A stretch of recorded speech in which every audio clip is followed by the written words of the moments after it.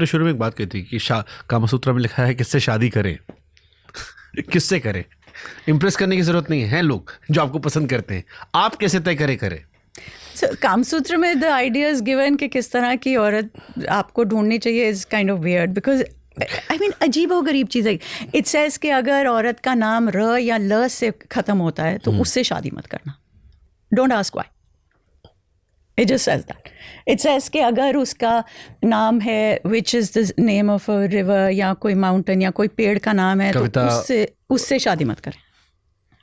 So it has its own ideas. I mean उसमें बहुत कुछ है जो अभी तक मैं समझ नहीं पाई, बिकॉज ये हर चीज़ एक एक मेटाफोर को समटाइम्स 3-3, 4-4 साल लग जाते हैं उसको रिसर्च करने में।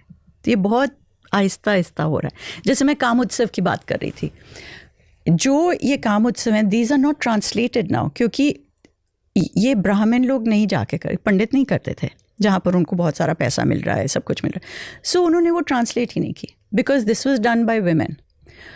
We don't have the books now. तो मैं इसकी रिसर्च कर रही हूँ बाय रीडिंग कालिदास, भानुदत्ता, डांडीन, ये जितने भी 5th, 6th, 7th, 8th century के संस्कृत प्लेज हैं उनको पढ़ के, बिकॉज देर ऑल रोमांसेस, उनमें जो जो पैसेजेस किसी उत्सव पे हैं, हाउ इट्स बीइंग डन, उधर से मैं रिसर्च ले रही हूँ। So it's just difficult. 4 पुरुषार्थ होते, धर्म, अर्थ, काम, मोक्ष जी।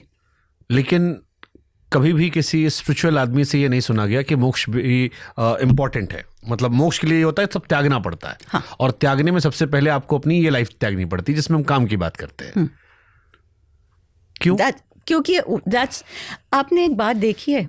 अच्छा, let me tell you, historically 325 AD में कैथोलिक चर्च की पहली एक्यूमेनिकल काउंसिल सेटअप हुई।